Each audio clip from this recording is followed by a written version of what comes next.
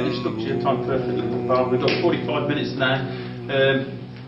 Contributions, questions, just give us an indication and I'll try and keep up. I just want to make the point, or to develop the point that Harpal was making about why Trotsky was given a role in during the revolution, and this was something that the Trotskyites had been able to sort of grasp hold of and demonstrate their credentials with.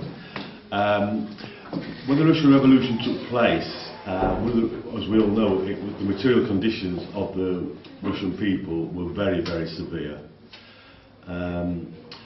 Prior to the Russian Revolution, the Russian people had endured decades of famine.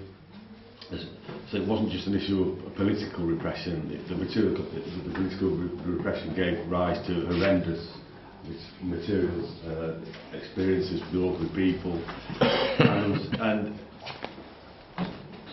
the revolution was giving its energy, giving its impetus by these material conditions. Now we can sit here in the 21st century and look back at the Russian Revolution with hindsight, and realise the role that Trotsky played and the impact it had. But at the time when the Russian people were enduring the horrors of imperialism and the effects of the war and their material conditions, anybody who was prepared to take up their side, to take up their cause, and who was prepared to fight in the struggle, and who could read and write and had an education, had to be put to use.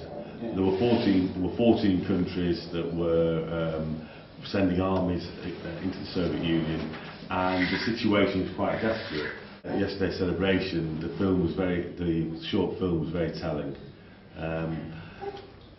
Stalin was able to explain the dire circumstances that were faced by the people of Russia at the time, and by sheer determination and the will and great leadership, they were able to endure. And therefore, when you've got when your back is against the wall and you are fighting for so much, with so much against you, how can you, at that time, be accused of wanting what people are offering to help you? Whatever their reasons or logic or personality or whatever positions are, that isn't the issue. The issue at the time has got to be, how do we survive and so we can live another day to take the whole thing forward. It's only now, with hindsight and the revolution succeeding, we can ask this question. But at the time, it wouldn't have even been a question to have asked. There was ex-Tsarist generals that were fighting with the Reds, the Bolsheviks, for all sorts of reasons. But we're not going to say, oh, well, you're not a paid member of the Bolsheviks, or you weren't there at 1903 when we made our decisions. There were people who joined the fight. And so I just wanted to bring that out. Yeah, thanks, man. It's a good point. And one of the things that the Trots never liked to speak about is that Trotsky was admitted into the Bolshevik Party at their 6th Congress that was in the middle of 1917, and that Congress was presided over by Stalin. I mean, he actually ran the entire Congress because Lenin was in hiding. So it was actually underneath, it was through Stalin presiding over that conference that Trotsky was even allowed into the Bolshevik Party. I think you probably just summed it up for me, because what I was going to ask was, how could a man who, like I said, slandered Lenin for 15 years be given a role of leading one of the biggest fronts in the Civil War? I mean, that's what really confuses me when I hear, when he was given a role so important and he even surrendered and Stalin had to take over. So, I mean, it's just. But like what I'd said, anyone with an education, anyone who wanted to fight and just take arms against the imperialists, was worth bringing on. It's really, Stalin was not somebody who, Lenin was not somebody who was motivated by vanity, saying this person has abused me, I won't have him, because the interests of the revolution were far higher than anything else, and talented people in that period of time were worth a battalion. So you get told if the left socialist revolutionaries could be brought in, why not somebody who had hung around revolutionary circles for 2 decades? Why would you exclude him, especially when he comes totally unarmed in the sense that he has no group, he has no social base in the party. If he has any talents, he wants to use them. And Trotsky was a double-edged sword. He had talents, and one would have to be stupid to deny that he had talents. He had talents, but most of the time they were used for destructive purposes. But it was Lenin's genius that for at least a brief period of time he was able to use him for constructive purposes. But Trotsky played a role at that time, and a good role for a temporary period of time, precisely because he was, at least for a while, able to subject himself to the discipline of the Bolshevik party. Yeah. And the lesson from that, as Stalin never ceased to point out, was cooperation between the Bolsheviks and Trotsky is only possible on the conditions that he subject himself to Bolshevism. But the Trotsky's misfortune came when he tried actually to substitute Trotskyism for Leninism. The Bolshevik party would not stand for it, and that's really the source of the dispute. The source of dispute was not personal animosity between Stalin and Trotsky, because there is a whole history of the party shows number of occasions when Stalin said, I want to resign the position of the General Secretary. Everybody opposed it, including Trotsky. Kamenev and Zinoviev didn't even want to speak to Trotsky. One of them was related to Trotsky, one of them was brother-in-law of Trotsky.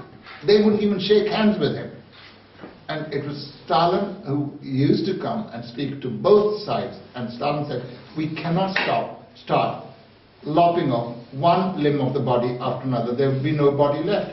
Trotsky behaved in a way, it just made it impossible for them to carry on. And the party's patience was broken when on May Day in 1927, the Trotskyites organized separate demonstrations in Moscow and Leningrad in opposition to the demonstration of the party. That is when they were expelled from the party. That's when Trotsky was confined to internal exile in present-day Kazakhstan, in Alma-Ata. They call it Almaty now, right?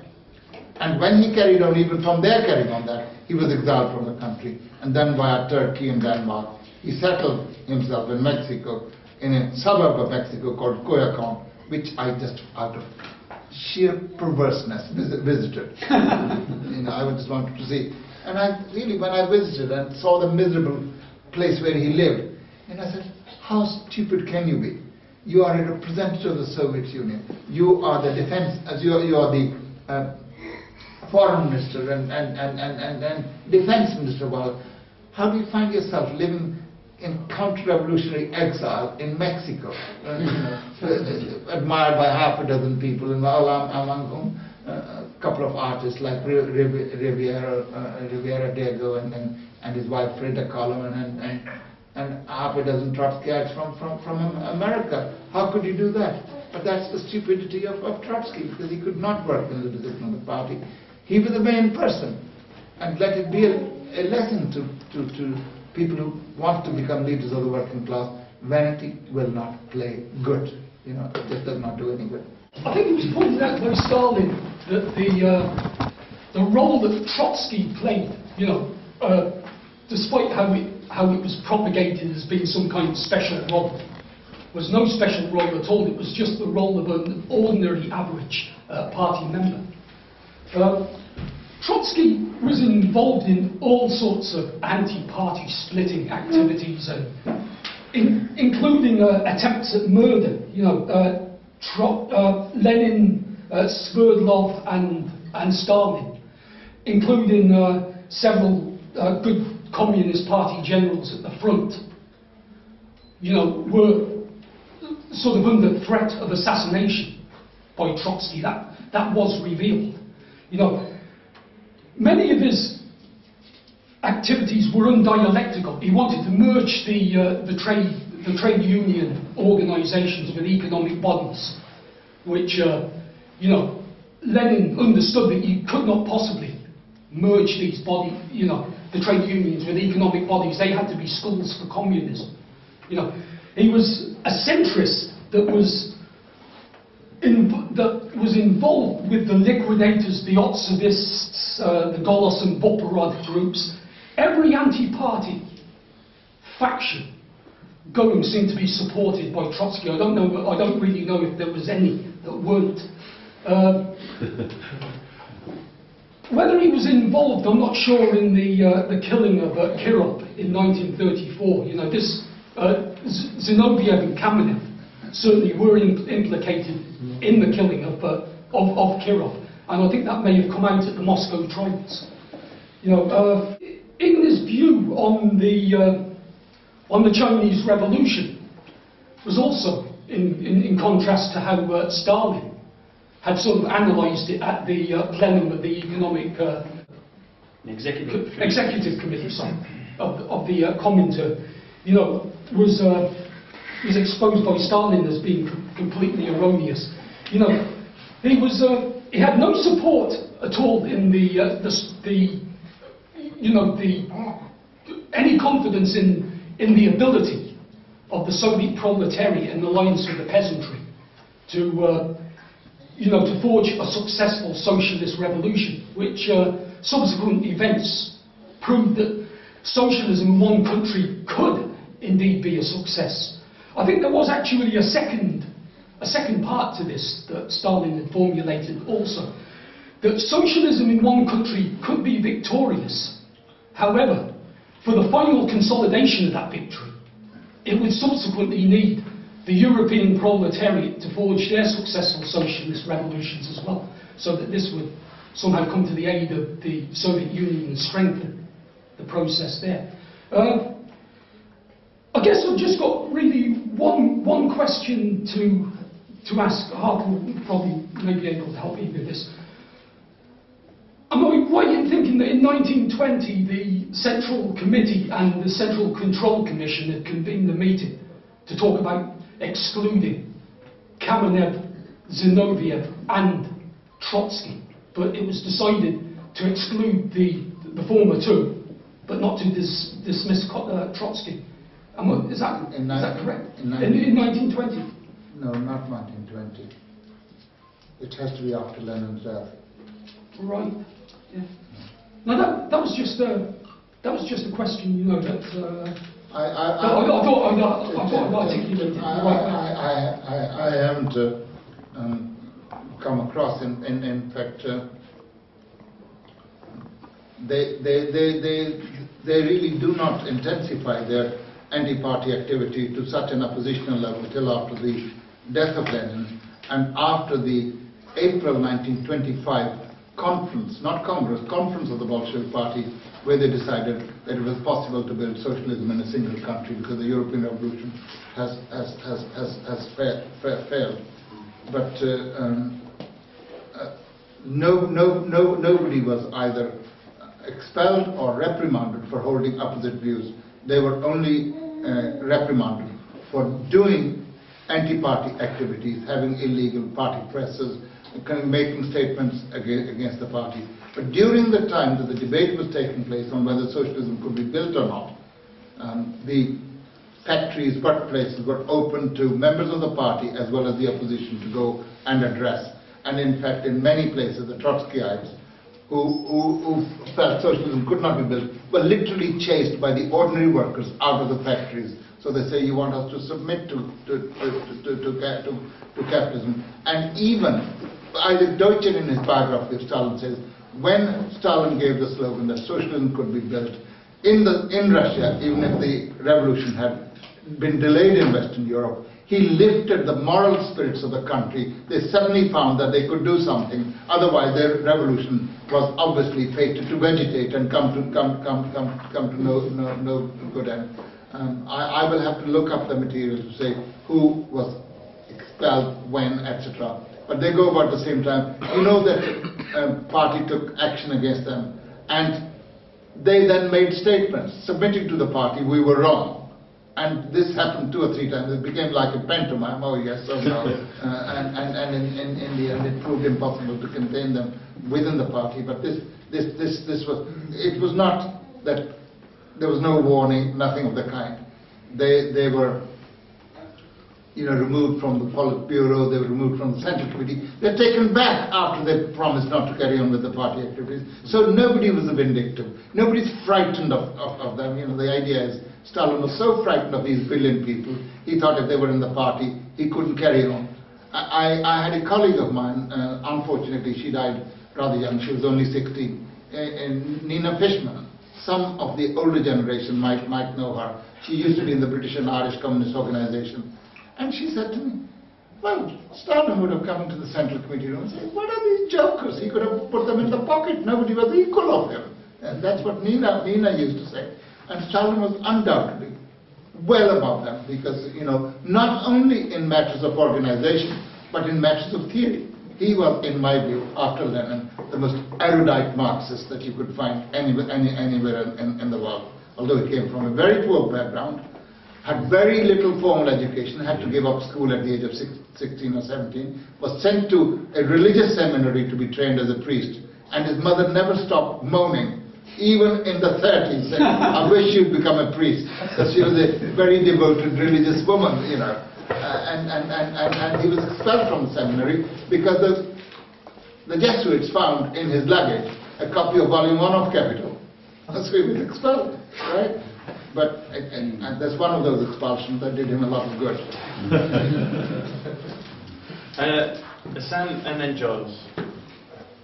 I just want to say, in 1850, when Marx wrote something about 1848 revolution, he's making theory of uninterrupted revolution. Is it coming from the same cause, same starting, permanent revolution and uninterrupted revolution? Actually, was Trotsky taking the same theory and applying a backward country? What was the difference? He's taken the name, but actually robbed it of its content. Marx never ever believed that it was possible for a small working class to make a socialist revolution without the help of the peasantry. I mean, it's not a subject to which he devoted himself very much time, but to the extent he made any pronouncement, he said in Germany things would go very well if the working class revolution was backed by a second edition of the peasant revolution. But it's not a subject he was really very much faced with. This was a subject that really the Russian revolutionaries and revolutionaries since then have been faced much more with, because at the time, and you can condemn them for being wrong. Marx and Engels used to believe revolution will come in Britain first. It's the ideal country for revolution, and then it'll come to Germany. The English will start it, the German and the French will finish it. And Lenin says after the Bolshevik Revolution, things have turned out quite differently from how the founders of socialism envisaged. The Russians have begun it, the Germans, the French and the English will finish it. I do not know who will finish it, but one thing is certain, the Russians did definitely start it. That's one thing on which we can all agree. Yeah, when Harpal was talking about the permanent revolution and the actual historical basis of this in Russian conditions, he explained that the Menshevik position on this was that the bourgeois phase of the revolution should be left to the bourgeoisie, as opposed to the Bolsheviks saying, well, no, as a matter of fact, the working class needs to set its stamp on this and take the leadership. Is it the case that when, perhaps I'm asking the impossible to sort of look into Trotsky's mind, but I mean, do you think that when it became apparent that Trotsky's own view of how things ought to pan out, i.e. the isolated, tiny Russian proletariat being rescued by the West European proletarian revolutions, permitting the construction of socialism in Russia with international proletarian assistance in the teeth of opposition from the peasantry? That would be a sort of Trotskyite view, I suppose. But when it became clear that wasn't going to be possible, do you reckon that in fact Trotsky reverted to the fundamental Menshevik position that there had to be a period of capitalist development, and he was actually saying, well, as a matter of fact, we'd better throw in the towel, take a step back, put up with the idea of God knows how many decades of capitalist existence in Russia until we've got a bigger proletariat that can do the job. Was that the thinking? Well, that's the substance of it, but Trotsky wouldn't be Trotsky if he said that. Every capitulation by Trotsky in the field of practical building of socialism was accompanied by a very left-wing bravado, you know. So it was always done, let's capitulate in the name of world revolution, you know. That's basically what the position meant. So he was a master of the spin, master of the turn of phrase, there's no question about it. He would have done very well as a journalist, but you know, being in charge of a revolution is something completely different. He was not quite up to it, and I don't really mean in any way to personally insult the man. I just say that his theory, his makeup, his whole thing just militated against it. And so in the end, he had to rely on he and his supporters had to rely on rubbish like. Trotsky wanted revolution everywhere, Stalin wanted it only in one country. Now, it's like accusing one of our party members. Paul wants only 15 members in the party, everybody else wants 1 million. You know, it's just stupid. Which member of the party would be so stupid as to say we want fewer members? We want more people to do the work. We are doing our best to recruit the finest elements of the British working class. Why would we want to exclude good people from the party? We don't. And Stalin constantly said, and this was really the most important point, that while she was alone, Soviet Union served as a base for world revolution. Does not regard itself as an isolated island, simply disconnected from the rest of the world. The rest of the world cannot forever stay imperialist or capitalist and Soviet Union socialist. In the end, one system or the other had to win, and therefore it was the job of the Soviet Union to extend the area of revolution by giving every possible support.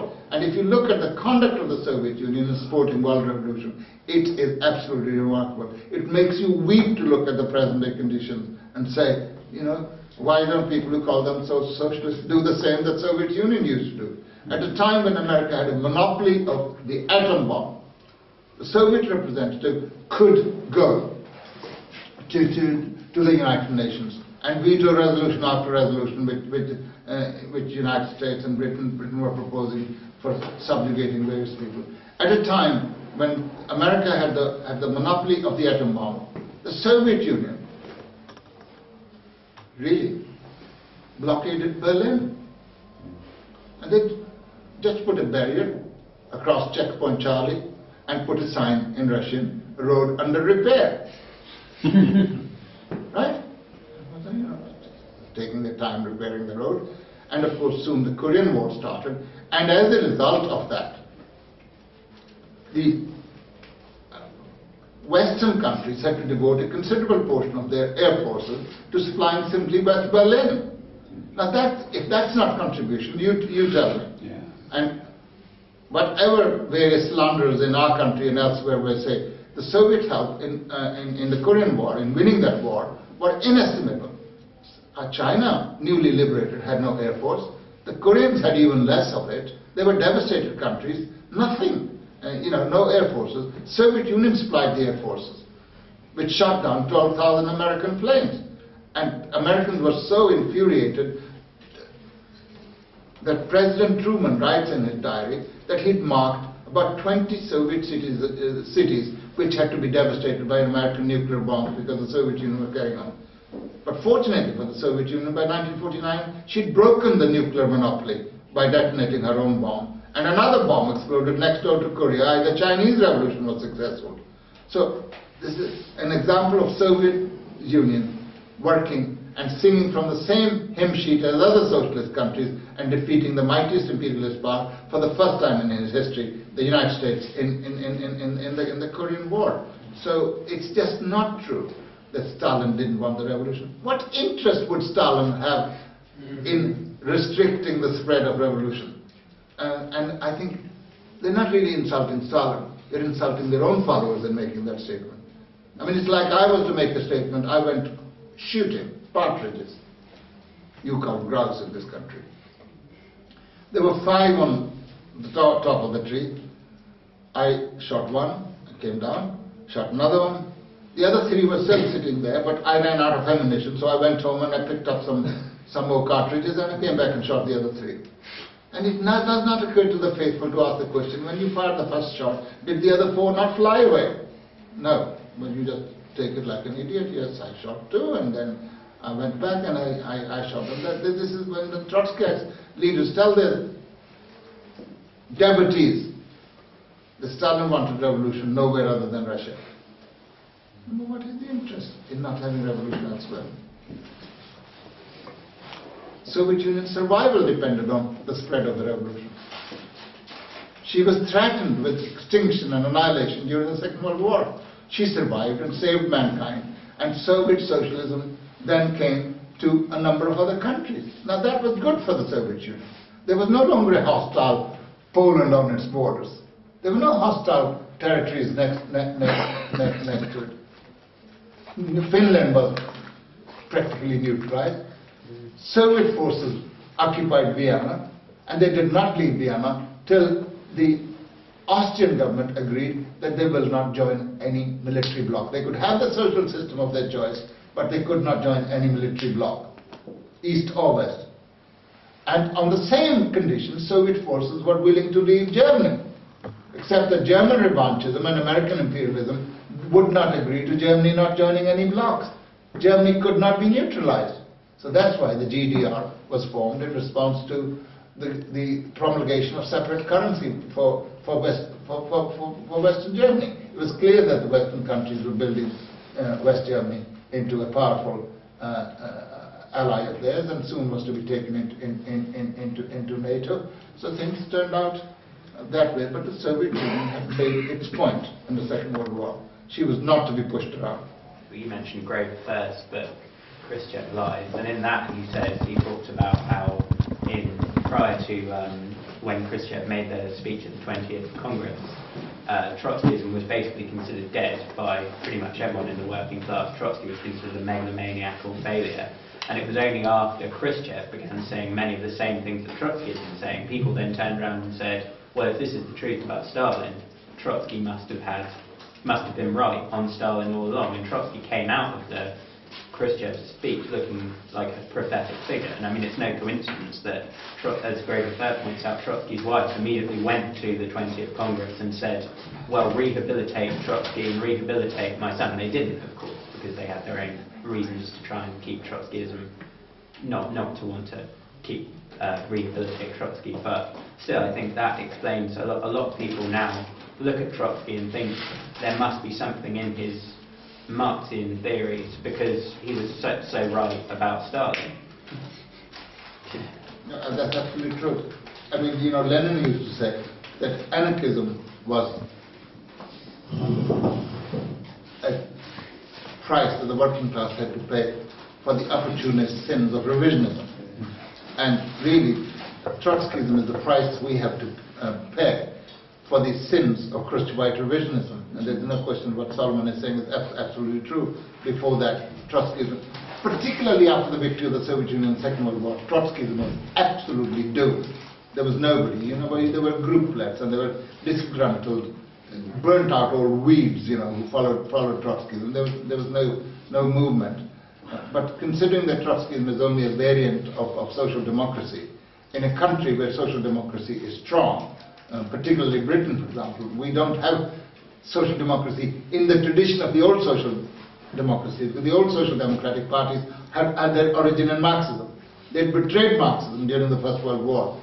The Labour Party did not follow the fashion, the others followed the Labour Party. It was always anti-Marxian. It was always anti-working class. It was never a working class party. So in a country like that, obviously Trotskyism could catch on, and to a certain extent in France. But most people don't see the sense in Trotskyism. I mean, it's not surprising that in the Third World, Trotskyism does not get much of a look at.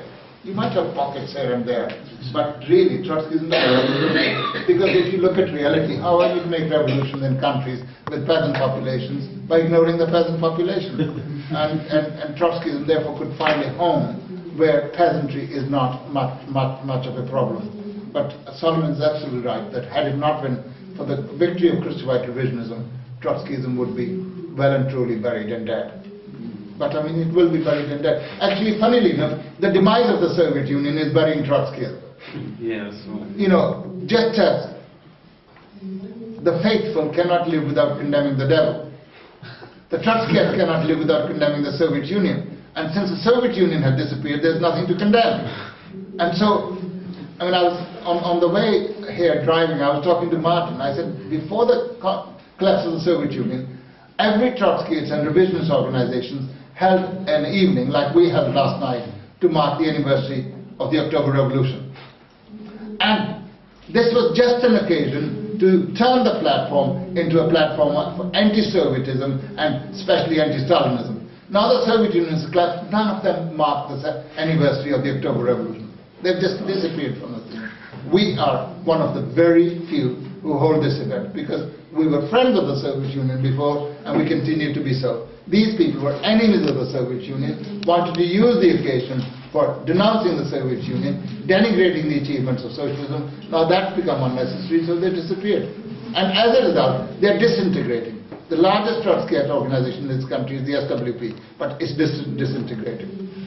And I remember having a discussion with a young comrade whom I did not know and do not know even now, met me in the School of Oriental and African Studies and started talking to me. He said, what do you think of SWP getting together with George Galloway to form the Respect? I said, I'm delighted. He said, why? I said, it will destroy this counter-revolutionary organization. Because it will take away its pretense of being revolutionary, because this organization is going to be George Galloway. George Galloway is not going to submit himself to the SWP. He will use them as foot soldiers to distribute leaflets and all the rest, and when they're no use, he'll get rid of them. The SWP thought that they could have a majority at a conference of Respect and they'll win. They won nothing, because once George walked away, there was no Respect. Because Respect was George and George was Respect. You just do not create anything like that. And since then, they had a big split. Half the Trotskyites stayed with George of the SWP, and others are in the SWP. And each one is accusing the other of being Stalinist. And this is where words actually lose all their meaning. There's absolutely no connection between thought and content, between language and word.